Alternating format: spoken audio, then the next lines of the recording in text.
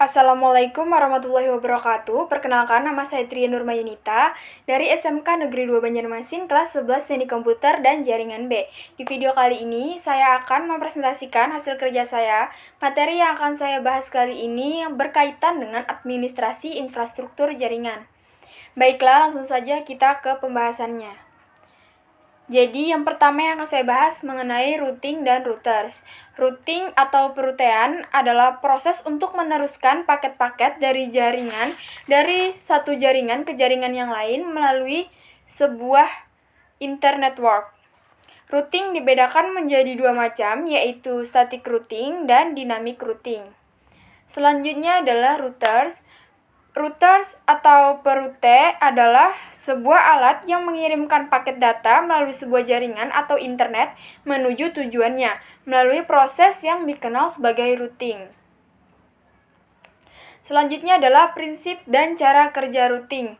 Router adalah sebuah alat yang mengirimkan paket data melalui sebuah jaringan atau internet menuju tujuannya melalui sebuah proses yang dikenal sebagai routing. Fungsi utama router adalah merutekan paket atau informasi. Cara kerja routing sendiri adalah apabila paket-paket ditujukan untuk host pada network lain, maka router akan meneruskan ke network tersebut. Sebaliknya, jika paket-paket ditujukan untuk host yang satu network, maka router akan menghalangi paket-paket tersebut untuk keluar. Selanjutnya adalah protokol routing.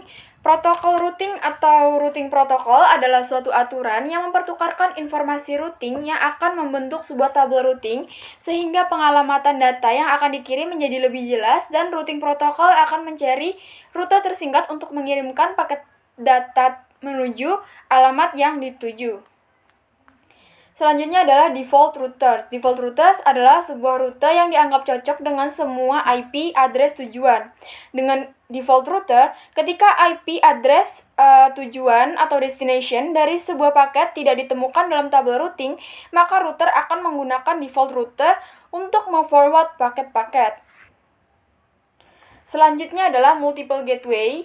Gateway sendiri merupakan sebuah perangkat jaringan yang dapat berupa perangkat lunak maupun perangkat keras yang berfungsi sebagai penghubung antar jaringan yang berbeda protokol. Nah, bisa kita asumsikan bahwa multiple gateway berarti beberapa perangkat jaringan yang dapat berupa perangkat lunak maupun perangkat keras yang berfungsi sebagai penghubung antar jaringan yang berbeda protokol. Selanjutnya, routing dan packet forwarding. Routing berfungsi untuk menghubungkan segmen-segmen jaringan untuk bisa melakukan packet forwarding.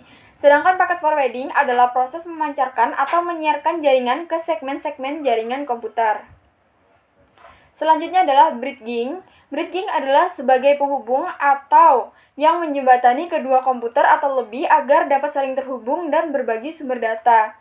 Selanjutnya adalah VLSM atau Variable Length Subnet Mask, adalah jenis perhitungan subnetting di mana panjang subnet mask yang kita berikan akan sesuai dengan banyaknya jumlah host di setiap subnet tersebut. Selanjutnya adalah CDR atau Classless Interdomain Routing, merupakan sebuah metode pengalokasian alamat IP dan perutian IP. Internet Engineering Task Force memperkenalkan CDR pada tahun 1993. Untuk mengganti arsitektur pengalamatan dari desain jaringan kelas internet, tujuannya adalah untuk memperlambat pertumbuhan tabel perutean pada peranti perutean di internet dan membantu memperlambat habisnya alamat IPv4. Selanjutnya adalah routing table. Routing table atau tabel routing adalah tabel yang memuat seluruh informasi IP address dari interface router yang lain sehingga router satu dengan router yang lainnya bisa berkomunikasi. Routing table hanya bisa memberikan informasi sedangkan routing algoritma yang menganalisa dan mengatur routing table. Selanjutnya adalah link state. Link state atau biasa dalam routing disebut dengan link state routing protocol adalah salah satu dari dua kelas utama protokol perutean yang digunakan dalam jaringan pengalihan paket untuk komunikasi komputer. Contoh link state routing protocol adalah OSPF dan ISIS. Selanjutnya adalah distance vector. Distance vector atau biasa dalam routing disebut dengan distance vector routing protocol merupakan sebuah protokol yang menemukan jalur terbaik ke sebuah network remote dengan menilai jarak. Rute dengan jarak hop yang paling sedikit ke network yang dituju akan menjadi rute terbaik. Selanjutnya adalah classless. Classless secara sederhana dapat diartikan tanpa kelas. Jika dikaitkan dengan pengelamatan pengelamatan IP classless dapat diartikan menjadi pengelamatan IP tanpa mengenal kelas, dengan cara menggunakan classless interdomain routing atau CDR, atau juga dikenal dengan istilah panjang prefix.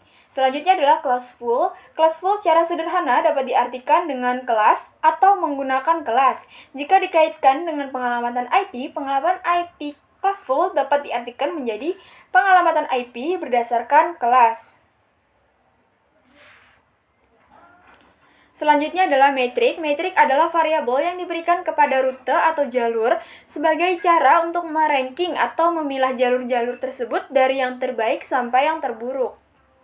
Selanjutnya adalah administrative distance. Administrative distance merupakan suatu fitur yang digunakan oleh router untuk menentukan pemilihan jalur terbaik jika terdapat dua atau lebih jalur menuju ke tujuan yang sama dari dua routing protokol yang berbeda. Administrative distance mendefinisikan reliability dari sebuah routing protokol. Selanjutnya adalah load balancing. Load balancing adalah teknik untuk mendistribusikan beban traffic pada dua atau lebih jalur koneksi secara seimbang agar traffic dapat berjalan secara optimal, memaksimalkan throughput, memperkecil waktu tanggap, dan menghindari overload pada salah satu jalur koneksi. Sekian video dari saya. Mohon maaf apabila ada kesalahan kata. Saya ucapkan terima kasih. Wassalamualaikum warahmatullahi wabarakatuh.